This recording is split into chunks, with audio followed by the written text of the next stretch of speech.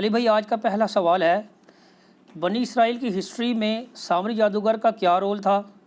ہم نے سنا ہے کہ اس نے ایک ایسا میٹل کا مجسمہ تیار کیا تھا جس میں سے آواز بھی آتی تھی، اور بنی اسرائیل میں 70,000 لوگوں نے اسے خدا سمجھ کر اس کی پوجا کرنی شروع کر دی، اور پھر انہی اسرائیلیوں کو اس کفر کے سبب قتل مردد کی سزا کے تحت قتل کر دیا گیا۔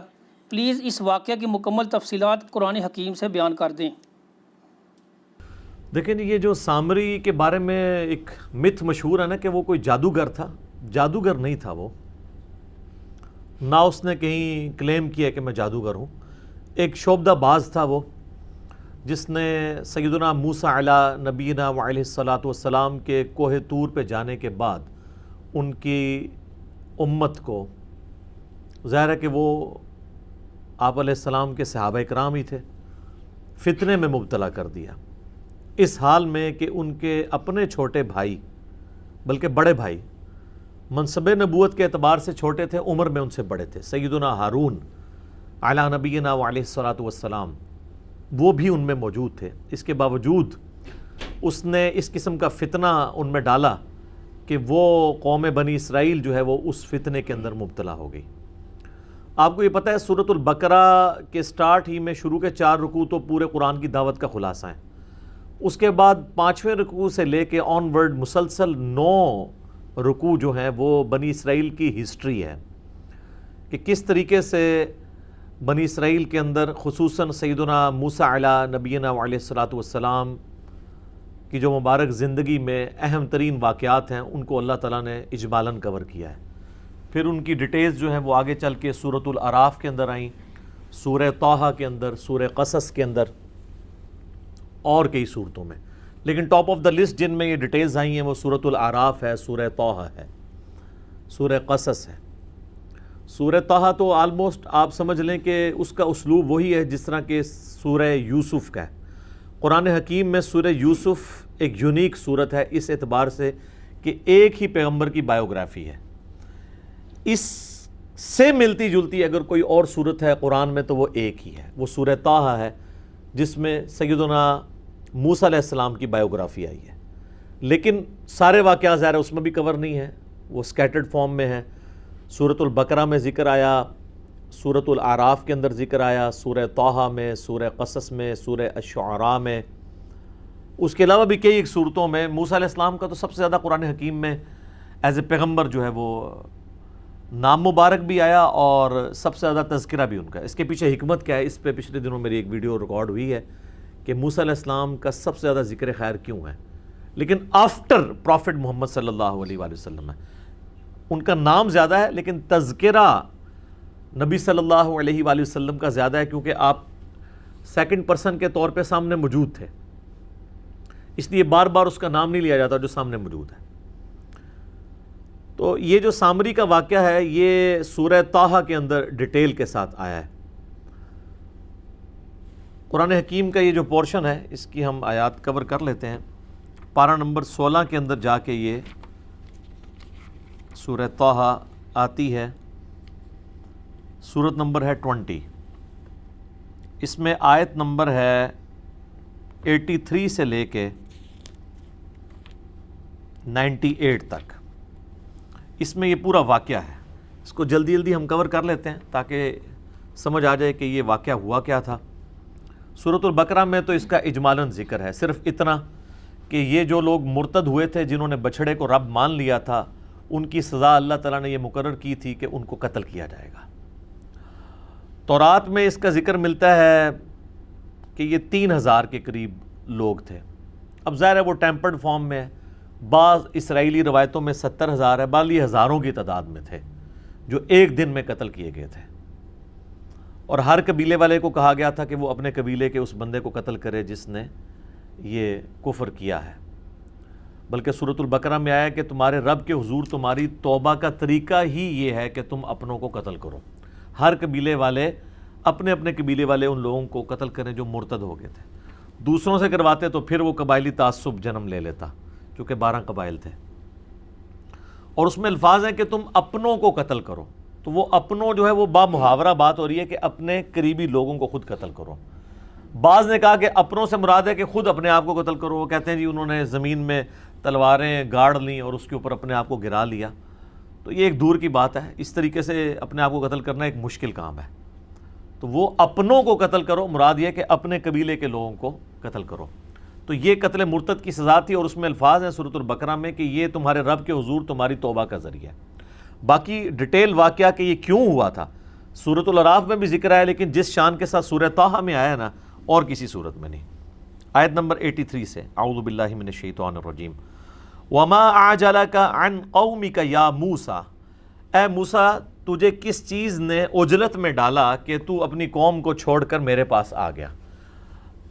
اس میں بھی آگے آئے گا، سورۃ الاعراف میں بھی آیا کہ اللہ تعالیٰ نے ان سے وعدہ کیا تھا 30 دن کا کوہ طور پہ ملاقات کا، یعنی ان کی آپ سمجھ لیں وہاں پہ پوری ٹریننگ ہونی تھی، اور یہ واقعہ ہے جب وہ بنی اسرائیل کو لے کر نکلے ہیں اور وہ سمندری جھیل عبور کی ہے، وہ کئی ایک جھیلیں تھیں جن کو اب جوڑ کے نہر سوئز بنا دی گئی ہے، اور اس کے بعد یعنی بنی اسرائیل جو ہے وہ فرعون سے نجات پا چکے ہیں اور وہ شام کی طرف جا رہے ہیں، اور راستے میں کوہ طور پہ یہ معاملہ ہوا کہ اللہ تعالیٰ نے انہیں بلایا اپنے پاس 30 دن کے لیے، پھر بعد میں بڑھا کے اسے 40 دن کر دیے۔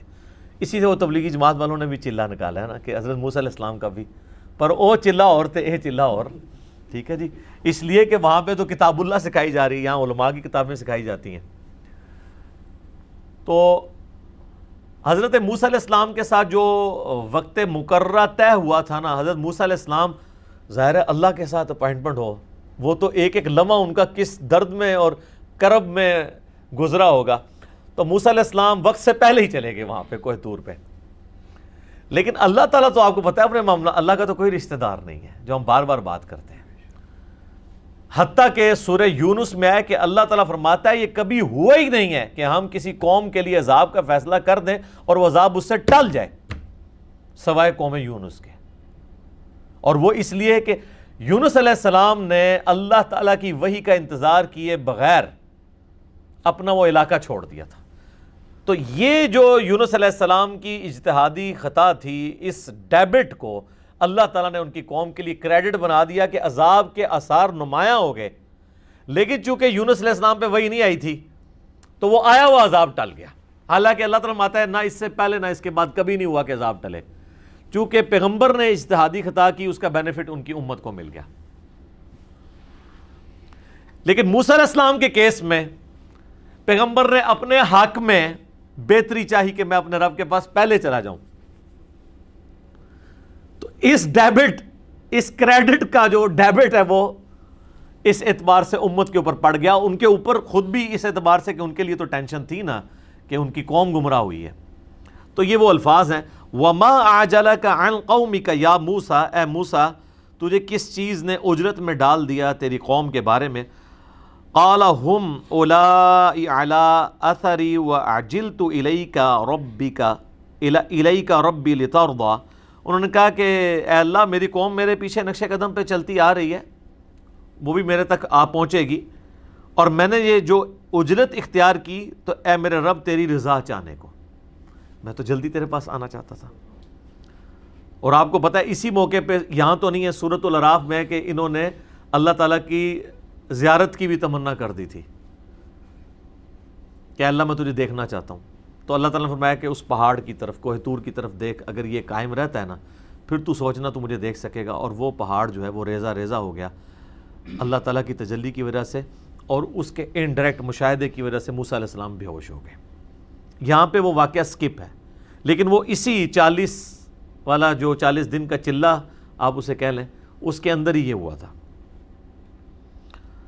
قَالَ فَإِنَّا قَدْ فَتَنَّا قَوْمَكَ مِن بَعْدِكَ وَأَضَلَّهُمُ السَّامِرِي، تو پھر اللہ تعالیٰ نے فرمایا کہ بے شک ہم نے تیرے بعد تیری قوم کو فتنے میں ڈال دیا، آزمائش کے اندر، اور انہیں سامری نے گمراہ کر دیا ہے۔ اب ظاہر گمراہ تو سامری نے کیا ہے، اور اللہ تعالیٰ کہہ رہے ہیں میں نے فتنے میں ڈال دیا۔ اس طرح کی جتنی قرآن پاک میں آیات ہیں نا جن کے اندر آیا کہ اللہ تعالیٰ گمراہ کر دیتا ہے، اس سے مراد یہ ہے کہ وہ لوگ خود گمراہی کمانا چاہتے ہیں تو اللہ تعالیٰ کی ڈیوائن مور ان کے اوپر لگتی ہے۔ اللہ نے تو آزمانا ہے انسان کو، وَلَنَبْلُوَنَّكُمْ بِشَيْءٍ مِّنَ الْخَوْفِ وَالْجُوعِ وَنَقْصٍ مِّنَ الْأَمْوَالِ وَالْأَنفُسِ وَالثَّمَرَاتِ، ہر طریقے سے اللہ تعالیٰ نے آزمانا ہے۔ تو ذریعہ کوئی بھی بن جاتا ہے، شیطان بھی ایک ذریعہ بنا ہوا ہے آزمائش کا۔ تو ان آیات کا مقصد یہ ہوتا ہے کہ اس سے یہ رزلٹ نکالنا چاہیے کہ اللہ تعالیٰ چاہتا تو اس فتنے کو ٹال بھی سکتا تھا، لیکن اللہ نے اس فتنے کو آزمائش بنا دیا، ورنہ زبردستی تو کوئی اس طریقے سے نہیں کر سکتا، نہ اللہ زبردستی کرتا۔ یعنی اگر اللہ تعالیٰ زبردستی کرنا چاہتا تو اس فتنے سے قوم کو ٹال سکتا تھا، لیکن ان کے لیے ایک آزمائش بن گئی۔ فرجع موسیٰ الی قومہ غضبان آسفا، پس موسیٰ علیہ السلام لوٹے اپنی قوم کی طرف غصے کی حالت میں اور غم کی حالت میں، غضب کی حالت میں۔ اچھا، اس سے یہ پتہ چل رہا ہے کہ وہ 40 دن کا جو ان کی اللہ کے ہاں صحبت تھی نا، اس کے اینڈ پہ اللہ تعالیٰ نے ان کو یہ بات بتائی ہے، ورنہ تو وہ 40 دن بھی ان کے بیچارے کے ٹینشن میں گزرتے، کس طرح وہ 40 دن گزارتے تو فوراً واپس ہی آتے گئے۔ یہ اینڈ پہ یہ بات کی ہے، کیونکہ اس کے ساتھ ہی ذکر ہے کہ وہ فوراً پلٹے، تو ظاہر ہے کہ وہ 40 دن گزارنے کے بعد پلٹے۔ قال یا قوم الم یعدکم ربکم وعدا حسنا، انہوں نے کہا میری قوم کیا تمہارے رب نے تم سے اچھا وعدہ نہیں کیا ہوا تھا؟ یعنی جو توحید کی بدولت ہمیشہ کی کامیابیاں تمہاری مقدر ہونے والی ہیں، کیا تم نے ان وعدوں کو جھوٹا سمجھ لیا کہ تم نے اتنی گری ہوئی حرکت کی کہ ایک بچھڑے کی عبادت شروع کر دی، اور وہ بھی میٹل کا بنا ہوا؟ افطال علیکم العہد ام اردتم ان یحل علیکم غضب من ربکم فاخلفتم موعدی، کیا تم پہ میرے جانے کے بعد اتنا لمبا عرصہ گزر گیا تھا کہ تم وہ عہد توڑ بیٹھے؟ میں کوئی ہزاروں سال کے لیے تو نہیں چلا گیا تھا، 40 دن کے لیے گیا ہوں، 40 دن میں تم نے پیچھے سے یہ معاملہ کر دیا، اور کوئی عام لوگ نہیں ہے، صحابہ ہیں، پیغمبر کی صحبت کی ہوئی ہے، اور ایک پیغمبر بھی بیچ میں موجود ہے، ہارون علیہ السلام۔ یا تم نے ارادہ کیا کہ تم خود اللہ کا عذاب اپنے اوپر حلال کر لو، اللہ کا غضب، اور تم نے میرے ساتھ جو وعدہ کیا تھا اس کی تم نے مخالفت کر دی۔ قالوا ما اخلفنا موعدک بملکنا ولکننا حملنا اوزارا من زینۃ القوم فقذفناها فکذلک القی السامری، وہ کہنے لگے کہ ہم نے کوئی آپ کے ساتھ وعدے کی مخالفت نہیں کی، بلکہ ہوا یہ کہ ہمارے پاس جو قوم کے زیورات ہم نے ان کا وزن اٹھایا ہوا تھا، ظاہر ایک لمبا پیریڈ ان کو سفر کرنا پڑ رہا ہے ریگستان میں، اور انہوں نے اپنی قوم کے جو زیورات اٹھائے ہوئے تھے، عورتوں نے بھی پوری زیورات میں لدی ہوئی تھی، تو وہ انہوں نے ارادہ کیا ہوگا کہ اسے ایک جگہ جمع کر دیا جائے تاکہ ایک ہی اونٹ پہ اسے رکھا جائے اور پگھلا کے اسے جمع کر کے ایک جگہ کمبائنڈ فارم میں آ جائے، اور بعد میں جس کا جتنا سونا اور چاندی ہے اتنا اسے توڑ کے دے دیا جائے گا۔ تو انہوں نے کہا ہم نے یہ جمع کیا اور وہ سامری کے پاس ڈال دیا، تو اس نے سامری نے پھر کام ڈال دیا اس کے ساتھ، اس نے آگ میں اسے ڈالا۔ فَأَخْرَجَ لَهُمْ عِجْلًا جَسَدًا لَهُ خُوَارٌ فَقَالُوا هَذَا إِلَٰهُكُمْ وَإِلَٰهُ مُوسَىٰ فَنَسِيَ، وَلِعَوْذُ بِاللَّهِ تعالیٰ۔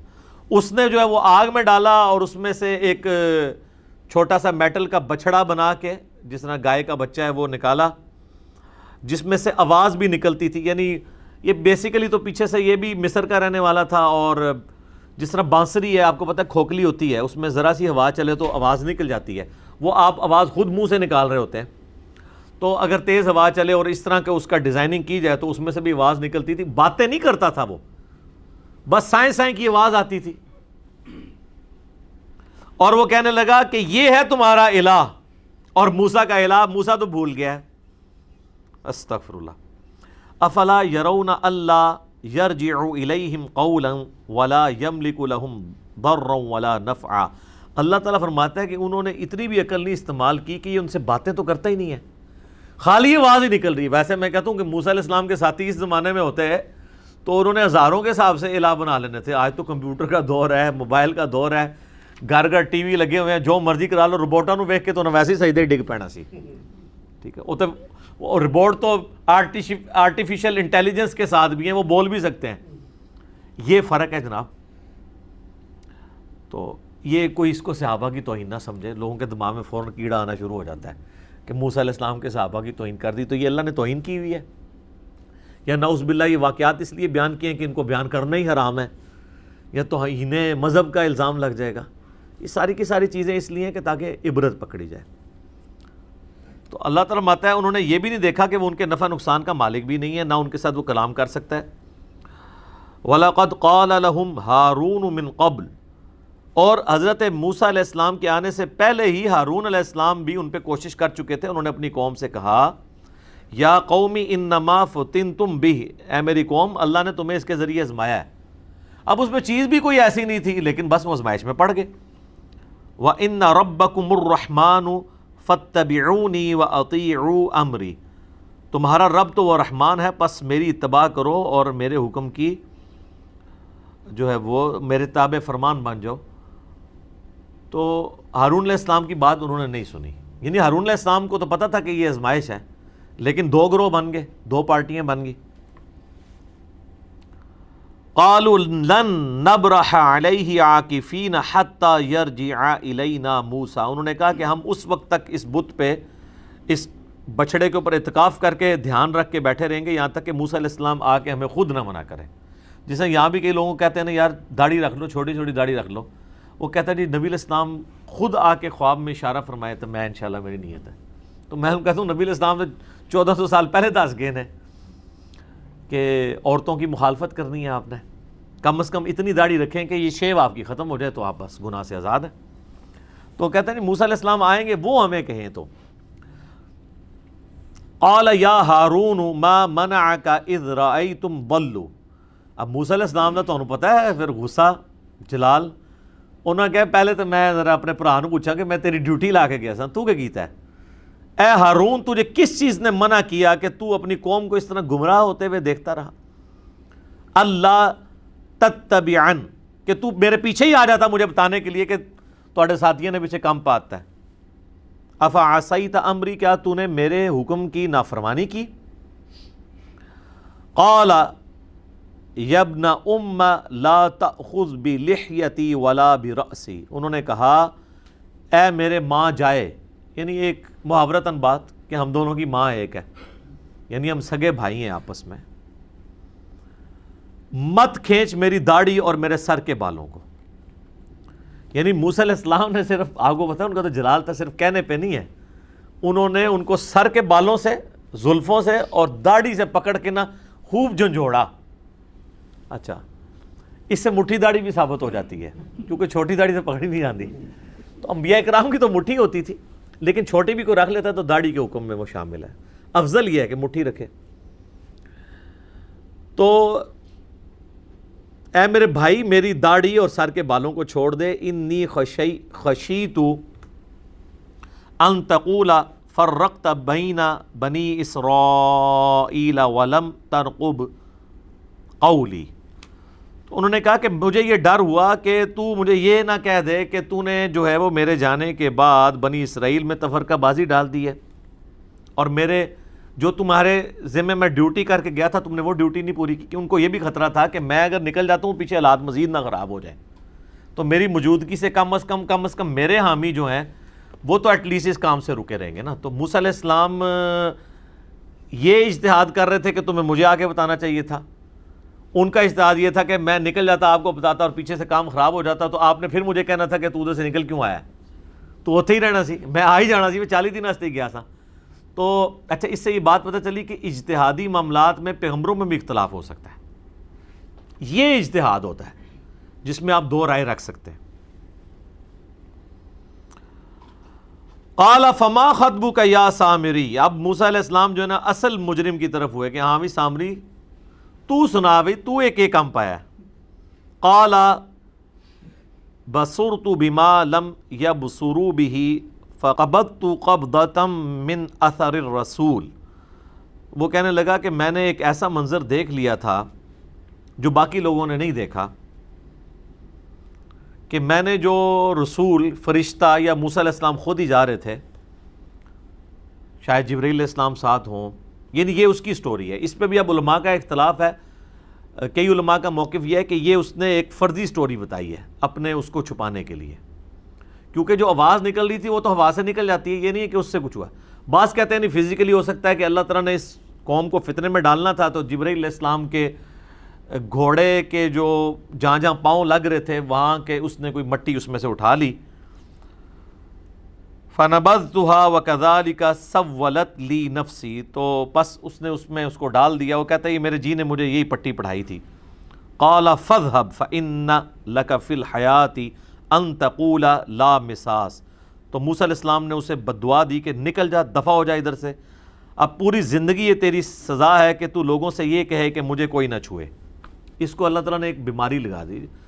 بعض کہتے ہیں جزام کی بیماری تھی, اور ایسا جزام لگا, کوڑ کا مرض ہوا کہ اگر اس کو کوئی ہاتھ ٹچ کرتا تھا نا تو اس کو بھی تیز بخار ہوتا تھا, اور جو ہاتھ لگاتا تھا اس کو بھی تیز بخار, یعنی اسے بھی اس اذیت سے گزرنا پڑتا تھا. تو ہر وقت اس کی زبان پہ یہ ہوتا تھا مجھے کوئی ہاتھ نہ لگائے, مجھے کوئی ہاتھ نہ لگائے.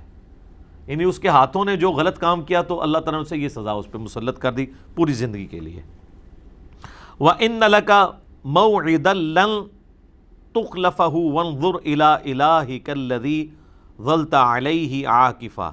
اور ان کا کہ بے شک تیرے ساتھ جو وعدہ ہے نا اس کی کوئی خلاف ورزی نہیں ہوگی, دنیا میں بھی عذاب, آخرت کا بھی عذاب ابھی تیرا باقی ہے. اور اب دیکھ کہ میں تیرے بنائے ہوئے اس جھوٹے الہ کے ساتھ کیا کرتا ہوں جس کے اوپر تم لوگ اعتکاف کر کے بیٹھے ہوئے تھے. لَنُحَرِّقَنَّهُ ثُمَّ لَنَنْسِفَنَّهُ فِي الْيَمِّ نَسْفًا. میں اس کو آگ لگاؤں گا اور اس کی راکھ جو ہے سمندروں میں, خشکیوں میں بکھیر دوں گا. یعنی وہ جو بچڑا بنایا ہوا تھا اس کو وہ ختم ہی کر دیا, وہ زیور بھی ان سے جاتے رہے. ظاہر ہے یہی کچھ ہی ہونا چاہیے تھا جو کچھ انہوں نے کیا. انما الہکم اللہ الذی لا الہ الا ہو. تمہارا الہ تو نہیں ہے مگر وہی ایک اللہ, صرف وہ ایک اللہ جس کے سوا کوئی معبود نہیں ہے. وسع کل شیء علما, اور اللہ تعالیٰ نے اللہ یعنی وہ ہستی ہے جس کے علم کی وسعت نے ہر چیز کو گھیرا ہوا ہے. كَذَلِكَ نَقُصُّ عَلَيْكَ مِنْ أَنْبَاءِ مَا قَدْ سَبَقَ. اے نبی علیہ السلام اس طریقے سے ہم آپ کے اوپر وہ واقعات بیان کر رہے ہیں جو آپ سے پہلے گزر چکے ہیں. وَقَدْ آتَيْنَاكَ مِن لَدُنَّا ذِكْرًا, اور بے شک ہم نے آپ کو اپنی طرف سے ایک نصیحت والی چیز یعنی قرآن عطا فرمایا. یعنی یہ نبی علیہ السلام کے نبی ہونے کی دلیل ہے کہ آپ علیہ السلام کی پیدائش سے 1400 سال پہلے کا یہ واقعہ ہے. حضرت موسیٰ علیہ السلام کا یہ جو پورا واقعہ ہے, اور وہ نبی علیہ السلام جنہوں نے کوئی دنیاوی تعلیم حاصل نہیں کی ہوئی, اس کے باوجود ان واقعات کو ٹینیز ڈیٹیل تک ایکوریسی کے ساتھ بیان کر رہے ہیں. یہ نبی علیہ السلام کے نبی ہونے کی دلیل ہے. باقی اس کا ایک پہلو ہے کہ یہ تو قرآنک ورژن ہے اس واقعے کا. ایک اس کا ورژن ہے جو تورات اولڈ ٹیسٹمنٹ میں موجود ہے, وہ مختلف ہے. اس میں تو معاذ اللہ انہوں نے حضرت ہارون علیہ السلام کے اوپر الزام لگایا کہ انہوں نے یہ بچڑا بنا دیا تھا. جی ہاں, پھر اس میں کنٹراڈکشن بھی ہے. اس میں آپ اگر مولانا مودودی رحمہ اللہ تعالیٰ کی جو تفسیر ہے تفہیم القرآن وہ آپ پڑھیں, انہوں نے دونوں کو کمپیئر کروا کے بتایا کہ کس طریقے سے تورات کے اندر یہ ٹیمپر کیا گیا ہے, اور تورات میں آنے والے اس واقعے میں خود اتنا کنٹراڈکشن پایا جاتا ہے کہ وہ خود ایک طرح کا واقعہ بیان نہیں کرتا. اور انہوں نے بتایا کہ اگر یہ بات ہوتی تو ہارون علیہ السلام کو سب سے پہلے سزا دی جاتی, کیونکہ قتل مرتد کی سزا اگر ان لوگوں کو ہو رہی ہے تو جس نے بنایا تھا تو اس کو سزا نہیں ہوئی. رہا یہ کہنا کہ اس کو سزا قتل مرتد کی کیوں نہیں ہوئی, قتل مرتد کی سزا اگر سامری کو ہوتی تو وہ ایک دفعہ مارا جاتا نا, یہ تو پوری زندگی کے لیے اس کو کوڑ کے مرض میں اور اس عذاب میں مبتلا کر دیا, پھر یہ جنگلوں میں نکل گیا, بڑی ذلت کی موت ہوئی. تلوار مار دی جاتی تو ایک دفعہ ہی جان چھوٹ جاتی, تو اس کو اس سے بڑا عذاب ڈالا گیا. پھر بعض اوقات جو اسرائیلی علماء ہیں یہودی وہ کہتے ہیں نہیں, یہ ہارون کا جو نام آیا نا تورات کے اندر, اس سے مراد یہ والا ہارون نہیں ہے, وہ سامری کا لقب سامری تھا, اس کا نام بھی ہارون تھا. اس طرح کی ایک تعویلات وہ بھی کرتے ہیں. الٹیمیٹلی اس طریقے سے بنی اسرائیل کے جو واقعات ہیں جو قرآن میں آئے اور تورات میں بعض پورشن تو من ون اسی طریقے سے موجود ہیں, بعض میں کنٹراڈکشن ہے. اور یہ کنٹراڈکشن جو ہے یہ اس اختلاف کو اس امت میں اگر کسی نے ریزالو کیا نا وہ مولانا مودودی ہیں. اس سے پہلے جتنی بھی آپ قرآن کی تفسیر ابن جریر طبری کی دیکھ لیں, ابن کثیر کی دیکھ لیں, ان لوگوں نے تو اتنی زحمت ہی گوارا نہیں کی ہے کہ وہ اولڈ ٹیسٹمنٹ کو کھول کے اسرائیلی روایتوں کو دیکھ کے اور ان ساری روایتوں کو نقل کر کے من ون اور قرآن سے ان کا کمپیریزن کروائیں. میں نے پہلے بھی کئی دفعہ بتایا, ہمیں امریکہ سے کال آئی ہماری اکیڈمی میں, وہ کہنے لگے کہ جی ہمارے بچے اب جوانی کی عمر کو پہنچ رہے ہیں اور قرآن میں جگہ جگہ تورات کے واقعات آتے ہیں, اور ایون یہاں تک کہا جاتا ہے کہ بنی اسرائیل سے پوچھ لو. وہ کہتے ہیں جی قرآن کے واقعات پھر آج کی تورات میں ہونے چاہیے، اگر ہیں تو وہ کدھر ہیں؟ تو ہم ان کو کیا بتائیں؟ تو میں ان کو یہی کہتا ہوں تفہیم القرآن پڑھیں، ابن کثیر میں تو آپ کو نہیں ملنا۔ یہ تفہیم القرآن کی جو ویلیو ایڈیشن ہے نا قرآن کی تفسیر میں، یہ پوری امت سے انہیں ممتاز کر دیتی ہے۔ حالانکہ یہ کام ابن کثیر کو بھی کرنا چاہیے تھا، اتنی موٹی تفسیر لکھ دی، ابن جریر طبری نے اس سے بھی بڑی لکھ دی اس سے پہلے، لیکن یہ ایک مسنگ چیزیں تھیں جو قرآن کی تفسیر آپ لکھنے جا رہے ہیں تو پھر ان چیزوں کو ایڈریس کریں نا، تاکہ غیر مسلموں کے سامنے ہم اپنا مقدمہ پیش کر سکیں اور ان کے اعتراضات کا جواب۔ مودودی صاحب کیا کرتے ہیں کہ قرآن میں جو واقعات آئے بنی اسرائیل کے، چاہے یوسف علیہ السلام کے واقعات ہوں، موسیٰ علیہ السلام کے واقعات ہوں، ان سارے واقعات میں کہاں کہاں قرآن غلطی نہیں کھاتا اور تورات میں وہ کنٹراڈکشن کی وجہ سے غلطی ہیں وہ ہائی لائٹ کرتے ہیں۔ اور اس کی وجہ سے کم از کم جو یہود و نصارہ کے علماء کا اعتراض ہے کہ قرآن نبی علیہ السلام نے تورات اور انجیل سے چوری کر کے عربی میں لکھا ہے، یہ اسی واقعات کو اس نے عربی میں لکھ دیا، یہ اس کی خود لکھی ہوئی تصنیف ہے، یہ اللہ کی طرف سے نازل نہیں ہوئی ہے، اس کا منہ توڑ جواب اگر کسی نے دیا ہے نا تو مولانا مودودی ہیں کہ اگر یہ چیزیں ہیں تو جو چیزیں خلاف عقل بھی تورات کے اندر آئی ہیں، اگر کوئی ڈیٹو کاپی وہ مارنے والا کوئی بندہ انسان ہوتا تو وہ غلطیاں بھی نقل کرتا نا اس طریقے سے، وہ تو بالکل مختلف بات کر دیتا ہے، بالکل ایک طرح کی بات چل رہی ہوتی ہے، اچانک قرآن کا ورژن کچھ اور آ جاتا ہے اور تورات کا اور آ جاتا ہے، پھر آگے چل کے پھر سیم ہو جاتا ہے۔ تو وہ غلطیاں کیوں نہیں کاپی کرتا؟ اتنا سمجھدار بندہ کون ہے کہ اس نے اتنے واقعات وہاں سے نعوذ باللہ چوری کی ہیں اور کہیں بھی غلطی نہیں کھاتا، اور آپ کے پاس جو کچھ ہے وہ غلطیوں سے بھرپور ہے، جس میں عصمت انبیاء بھی سٹیک پہ لگ جاتی ہے۔ بسا اوقات انتہائی بےہودہ قسم کے واقعات موجود ہیں۔ لوط علیہ السلام کی 2 بیٹیوں کے ساتھ لوط علیہ السلام کا معاذ اللہ جو ہے وہ نعوذ باللہ من ذالک نقل کفر نباشد زنا کا لکھا ہے کہ اس طریقے سے آگے نسل چلی۔ اس قسم کے حضرت داؤد علیہ السلام کے اوپر یعنی ان کی صحابی کی بیوی کا سکینڈل نعوذ باللہ جو کشف المحجوب میں بھی بعد میں نقل ہوا، تو یہ تورات کے اندر موجود ہے۔ اس طرح کی غلطیاں آپ کو قرآن میں نظر نہیں آئیں گی۔ لہٰذا میں یہ ریکویسٹ کروں گا کہ قرآن کے جو واقعات ہیں نا جی، جتنے قرآن میں آئے ہیں یا صحیح الاسناد احادیث میں اس کی سپورٹ میں، بس اتنا پڑھا کریں۔ باقی کہیں پہ کوئی اسرائیلی روایت آتی بھی ہے نا تو اب ابن کثیر نے بھی کئی ایک اسرائیلی روایات اس کے تحت نقل کی ہیں۔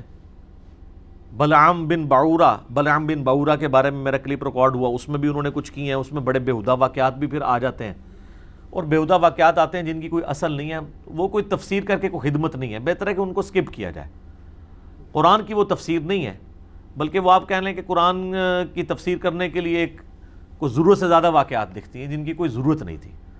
قرآن کا مقصد ہے تذکیر، نصیحت، وہ ان واقعات سے آپ کو نصیحت مل جاتی ہے، اور وہ نصیحت یہ ملتی ہے کہ شرک اتنی بڑی بیماری ہے کہ وقت کا پیغمبر موجود ہو، زندہ ہو، اس کے باوجود شیطان کسی نہ کسی طریقے سے امت میں شرک داخل کرنے کی کوشش کرتا ہے۔ تو اس امت کو بھی محتاط رہنا چاہیے۔ ادھر کہانی کرائیے شرک ختم ہو گیا، شرک ختم ہو گیا، وہ تو میں نے پورا ان کا پوسٹ مارٹم کیا ہے۔ یوٹیوب پہ ایک میرا کلپ ہے وسیلے کے نام پر دھوکہ، اس کے اینڈ پہ میں نے اس ٹاپک کو بھی ایڈریس کیا۔ اس سے پہلے بھی آپ یوٹیوب پہ ویسے لکھیں نا کیا شرک اس امت میں ختم ہو چکا ہے، تو کئی کلپ میرے کھل جائیں گے۔ اس کانٹیکسٹ میں بڑی ناانصافی اگر میں وہ حدیث بیان نہ کروں جو صحیح بخاری اور صحیح مسلم دونوں میں موجود ہے۔ نبی علیہ السلام نے فرمایا تم بھی اگلے لوگوں کے نقش قدم پر چل پڑو گے، قدم با قدم، بالشت بر بالشت، حتیٰ کہ اگلے لوگوں میں سے کوئی گوہ کے سوراخ میں داخل ہوا تو تم بھی یہی کام کرو گے۔ صحابہ کرام نے پوچھا یہ اگلے لوگوں سے مراد کیا یہود و نصارہ ہیں؟ آپ نے فرمایا اگر وہ مراد نہیں تو کون سے لوگ مراد ہیں؟ مراد یہ کہ یہود و نصارہ کی خرابیاں جو تھیں وہ اس امت میں بھی آئیں گی۔ ظاہر ہے بیسک ہیومن انسٹنکٹ تو وہی ہے، اس وقت بھی سیکس پوٹنٹ جذبہ تھا، آج بھی، اس وقت بھی دنیا کی حکمرانی ایک انسان کی بہت بڑی ول ہوتی تھی، آج بھی ہے۔ اسی لیے دیکھیں الہامی کتابیں کبھی پرانی نہیں ہوتی ہیں، کیونکہ الہامی کتابیں انسانی نفسیات کے ساتھ ڈیل کرتی ہیں۔ انسانی نفسیات کبھی پرانی نہیں ہوگی، ٹیکنالوجی پرانی ہو سکتی ہے، انسانی نفسیات تو وہی ہے۔ ماں باپ کا رشتہ آج سے 10,000 سال پہلے بھی تھا، اب بھی ہے۔ میاں بیوی کا رشتہ آج سے 10,000 سال بھی تھا پہلے، آج بھی ہے۔ حکمرانی کی لالچ اور تڑپ آج سے 10,000 سال پہلے بھی تھی، آج بھی موجود ہے۔ سیکس، شہوات، یہ جو فتنہ ہے یہ آج سے 10,000 سال پہلے بھی انسان میں تھا، آج بھی ہے، آئندہ بھی رہے گا۔ الہامی کتابیں کبھی پرانی نہیں ہوتی ہیں، اس لیے ان کو چینج کرنے کی ضرورت نہیں پڑتی، یہ انسانی نفسیات کے ساتھ ڈیل کرتی ہیں۔ تو نبی علیہ السلام فرمایا میری امت بھی وہی کام کرے گی۔ اس میں بعض لوگوں نے دھوکہ دیا کہ جی اس سے مراد یہود و نصارہ کا فیشن ہے، تو میں نے بتایا کہ جامعہ ترمذی میں اس کا شان ارشاد اور وہ موقع موجود ہے جب آپ نے یہ فرمایا تھا۔ جامعہ ترمذی میں حدیث ہے، غزوہ حنین کے موقع پر نبی علیہ السلام کی وفات سے 2-2.5 سال پہلے، فتح مکہ کے بعد 8 ہجری میں یہ ہوئی ہے غزوہ حنین، اسی سال ہوئی ہے۔ صحابہ کرام جب غزوہ حنین کے لیے جا رہے تھے تو راستے میں ایک درخت آیا جسے ذات انواد کہا جاتا تھا۔ مشرکین عرب جنگوں میں فتح پانے کے لیے اپنا اسلحہ برکت کے لیے وہاں لٹکاتے تھے، جس طرح آج درباروں کے اوپر آپ لوگ بھی جا کے ٹاکیاں لٹکاتے ہیں، سیم وہی انالوجی۔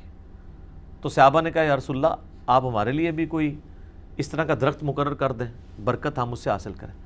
آپ نے کہا سبحان اللہ۔ یہ جب نبی علیہ السلام اس طرح کے موقع فرماتے تھے یہ آپ کے جلال کا اظہار ہوتا، اللہ پاک ہے، کیا شرکیہ بات ہے، یہ محذوف ہے، سبحان اللہ عما یشرکون، یہ بریکٹ میں ہے۔ آج تو تم نے وہی بات کر دی جو موسیٰ علیہ السلام کے ماننے والوں نے کی تھی، کہ جب وہ ایک جگہ سے گزرے اور انہوں نے دیکھا کہ کچھ لوگ بتوں پہ اعتکاف کیے ہوئے بیٹھے ہیں، انہوں نے کہا اے موسیٰ آپ ہمارے لیے بھی ایک بت مقرر کر دیں اللہ کا، اس کے اوپر ہم دھیان کر کے بیٹھ جائیں۔ تو حضرت موسیٰ علیہ السلام نے کہا تھا اے اللہ اس جاہل قوم سے میں تیری پناہ میں آتا ہوں، سورۃ الاعراف آیت نمبر 138۔ اچھا حضرت موسیٰ نے اسی وقت بھانپ لیا تھا یہ جاہل قوم ہے۔ یہ جو اعتکاف والا جو واقعہ ہوا تھا نا کہ انہوں نے ریکویسٹ کی تھی، یہ ان کے بچڑے کو خدا بنانے سے پہلے ہو چکا ہوا تھا واقعہ۔ اس کے بعد جب انہوں نے دال لگا انہوں نے کام پا ہی لیا سامری کے ذریعے۔ تو نبی علیہ السلام نے اس موقع پہ جامعہ ترمذی میں آتا ہے کہ فرمایا کہ تم بھی اگلے لوگوں کے پیچھے چل پڑو گے، یعنی جو شرکیہ عقائد اور مشرکانہ رسومات اگلی قوموں میں تھی اس قوم میں بھی آئیں گی اس امت میں۔ تو سر دیکھ لیں کوئی ایک بات بتائیں جو اگلی قوموں میں تھی اور یہاں پہ موجود نہیں ہے، کوئی ایک چیز بتائیں۔ اگر وہ بتوں کے آگے جھکتے تھے تو آپ کے لوگ بھی قبروں پہ جا کے سجدے کر رہے ہیں۔ فزیکلی وہ بت نہیں بنایا لیکن کسی اور فارم میں تو بنا ہی لیا نا، اور ان مزاروں پہ رکھے ہوئے پتھروں کو چاٹتے ہیں۔ اور تو اور آپ کے پرائم منسٹر صاحب کتنے پڑھے لکھے بندے ہیں، وہ فرید الدین گنج شکر کے مزار کے اوپر جا کے ان کی وائف نے انہیں گرا دیا ہے، ایک پڑھے لکھے بندے کو جس نے اسلامک ہسٹری کے اوپر کتاب لکھی ہوئی ہے، جو ہمیں جو ہے وہ لیکچرز کے اندر جو ہے وہ جنگ یرموک اور قادسیہ، رومنز اور پرشین امپائر کی جنگوں کے حوالے دیتے ہیں، اور کہاں پہ بھی اس پہ میری ویڈیو آ گئی تھی۔ تو یہ نیچے تک چیزیں ٹریول کرتی ہیں۔ پھر تو اس واقعے سے آپ نے یہ عبرت حاصل کرنی تھی کہ شرک اتنی خطرناک چیز ہے کہ وہ کسی بھی وقت داخل ہو سکتی ہے، حتیٰ کہ وقت کا پیغمبر بھی موجود ہونا تب بھی یہ داخل ہو سکتی ہے۔ تو سر آج تو پیغمبر موجود نہیں ہے، تو آج بھی داخل ہوگی اور ہوئی بھی نظر بھی آتی ہے۔ اذانیں شروع ہو چکی ہیں، بقیہ کے سوالات انشاءاللہ تعالی اذان کے وقفے کے بعد۔